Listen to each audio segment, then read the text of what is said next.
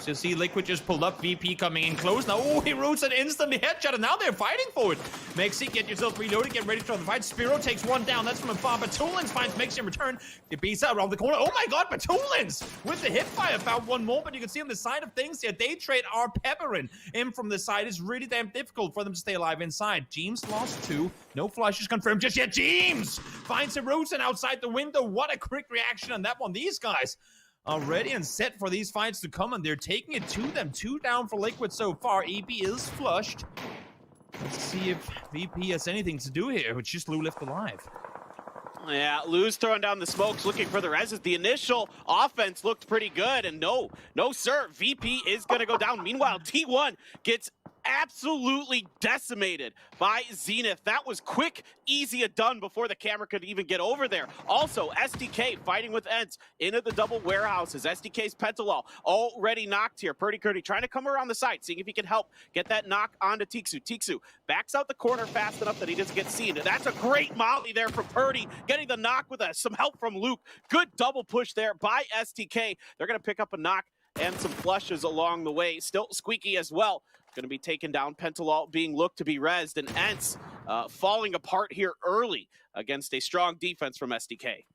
You know, it's week to survival when you have 4 teams hard pull up in phase 2.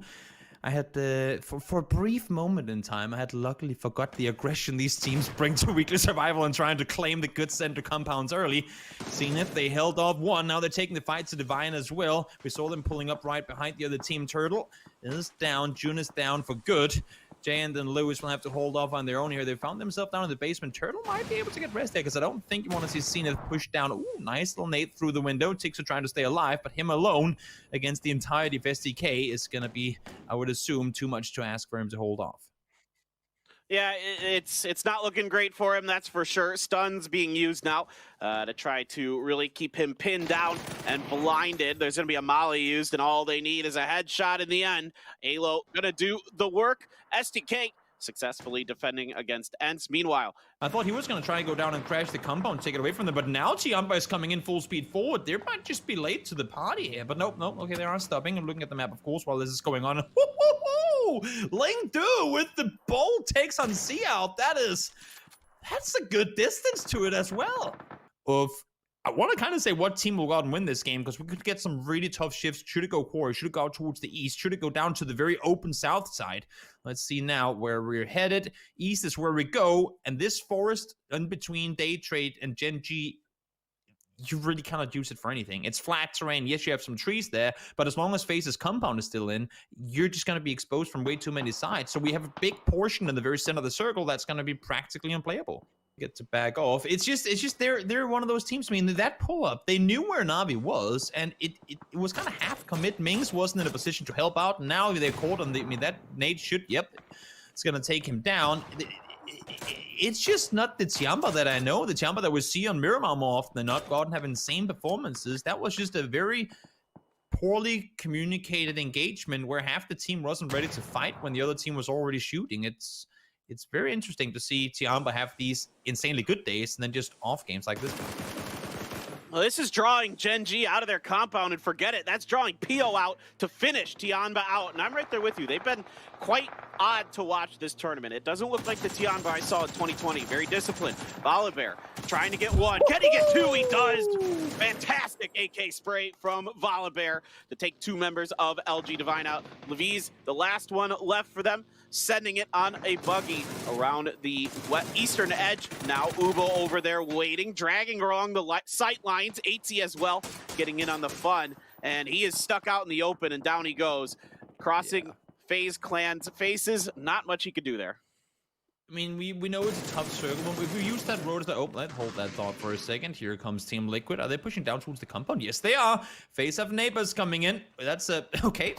Nice little flip around with the vehicle there. They do get to stay alive. Navi, in the meantime, they have Zenith pushing around the bottom side of the circle. We have 3 teams that are currently taking up over half the circle, while the remaining 8 are all kind of set up on the north. If this one shifts south, okay, it doesn't. But still, so much terrain in the open on the south side that only 1 or 2 teams will be able to stay alive in. There's going to be a lot of teams falling down in this circle closing in. And for these teams on the south, keeping those vehicles alive becomes oh so important. Senya, quick and easy onto Poonage there, looking to get another one onto Roth. Shinboy taking some damage on the side. Reinforcements have arrived to back up the play caller for Na'Vi, but Roth gonna get some good damage in return. Gonna send Senya packing for a bit. Besto trying to find a good flank angle here, creeping his way down along the side. Tab gonna get a great knock onto Shinboy before he can get into the smokes. Heals being produced for Zenith as they get ready. Kickstart will be Johnny on the spot, getting Shinboy up and running, hopefully, but Na'Vi keen to end this fight, keen to surround them and get the job done. Tab here, gonna get one. Can he find another? No, gonna get backed off by some decent shooter. That might even been Gen.G that catches him a deep. It is Theo from the side. Gen.G's third partying this. Orange comes in, finishes them. That is Zenith out. Great swarm by Na'Vi, but they might pay the price for it. Exactly. Here comes Gen.G. They know they're wounded. There's just Orange left alive. Once they get Besto got back up. Now they've seen him. Now they see the vehicle driving off. Orange alive for now, but chances of winning this game just went from slim to none, as he's gonna get blown up from that vehicle, trying to get out alive. Will manage to do just that, but we'll see. Now he's gonna run into a 4-man oath. I don't see Orange surviving this one whatsoever. In the meantime, towards the north side of the circle, TSG takes out all of Multi-Circle Gaming. Great hold up on the Cat Hill as they now find themselves with some space to play around. The only thing is, if the circle goes south, they need to go down the hill, and you could get funneled into where Afreeca Freecs is over by that wizard compound. Ooh, Mexi getting a nice knock onto Uba to kick off the battle. Glib gonna get taken down though as well. Mexi wants the kills. He's gonna get a couple here as Ence is down. The rest of FaZe looking at him. Oh, never mind. TSG is gonna get it done. Forget. Very smart play in TSG from looking down the side. You can see they're battered as well. IAMSIA, sorry, no vest, broken helmet as well. They want to get this kill on the last FaZe Clan member quickly so they can push in. IAMSIA finds him. He's going to go down. Now the circle shifts back and they can push over the top. Orange, well, it was just a matter of time. Balefrost finds him, and Oath gets themselves their kill number 2. Gen.G has a lot of work to do as well. Circle continues to shift away north after an early favorable circle. These last couple, not so much so. Patcap's going to get knocked here. It's actually Hikari from Afreeca Freecs from the Wizard. Still holding it down on the bottom edge of this, and he's getting help from a couple other teams along the coast. Of course, SDK, Daytrade have a bit of vision up on top of that Oath hill as well. As they get it down here at Toby, but this one's going to be real tough for Oath.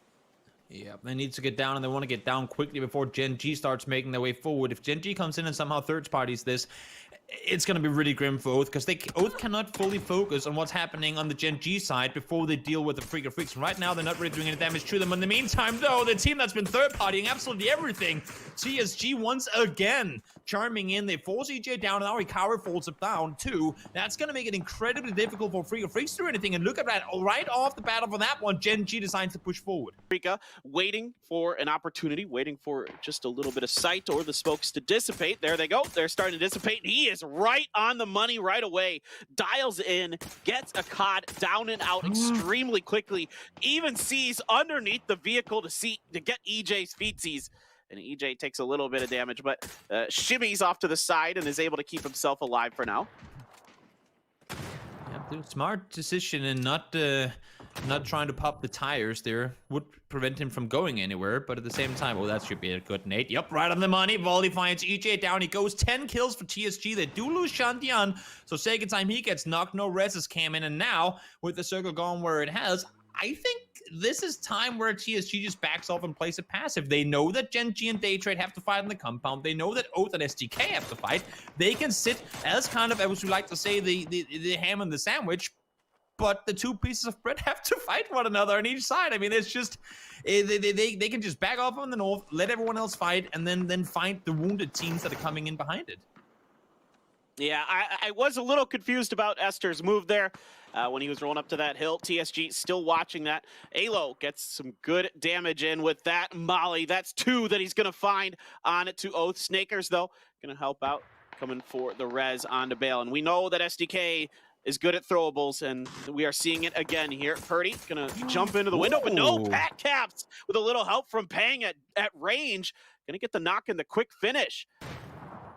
Absolutely. They're very well disciplined in this, and they're looking great, even getting another knock there. Over to Gen.G. Poochills got taken out and ran himself over with his own vehicle. I think he just got taken out of the vehicle itself. Luke goes down quick to VOLIbear. Nice little spray around the side of that box. Gonna follow up with the grenade, see if he can get the flush in. Looks like it's just going to be short of getting critical damage onto Luke 12. Penta stuck inside of the warehouse, chugging some drinks, getting ready to make his move. Pio's gonna get a knock onto Nurens behind the tree.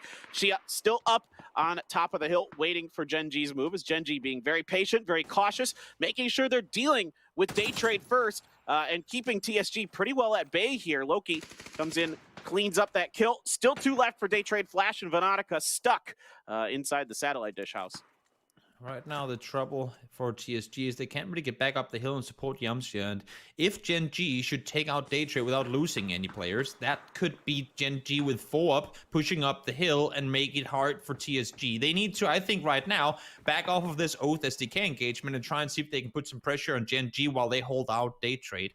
Yeah, for Gen.G, this is wonderful. The longer that TSG is involved in that fight, the better. And now it is the move. The smokes are down here. Grenade hits the side of Flash, but he does get around the corner, around that open space in the fence line. Pentalol makes a smoke wall. Still 3 smokes up here for him. There are some stuns being thrown by Oath. Oath back up to 4 people, even after that great molly early on by SDK. They're still finding success. Pio's going to get Veronica. Peng does get Pentalol, so out goes SDK. Now they're up and over the top, trying to finish off Oath's push. Oath gets up over the hill a bit, and this is, like I said, it's going to be rough sledding, but Oath making a hell of a run. Yep, IAMSIA trying to stay alive now, has to prone on down, get healed up. Meanwhile, Gen.G just going to wait this one out. They're going to let these 2 teams do as much damage as possible before they decide to get involved. They know the win is all that matters. There's no reason to try to get up over here, maybe sneak some kills in. Better off just kind of doing, you know, what has been done to Oath more than one time in this tournament, Toby, just letting the other teams finish each other up. This is so smart. They're throwing the smokes forward. They're not smoking off themselves. They're smoking off Oath, kind of forcing them, sheep herding them down in the direction of Gen.G, hoping that Oath can maybe somehow do enough damage to Gen.G that they can then peek over the top later. But here comes IAMSIA, finds the first one, doesn't find the second. Yes, he finds the second as well. Relo, last one left alive. IAMSIA allowed to reload and he gets it, but now here comes Gen.G, finds the first instantly. Second one goes down and Gen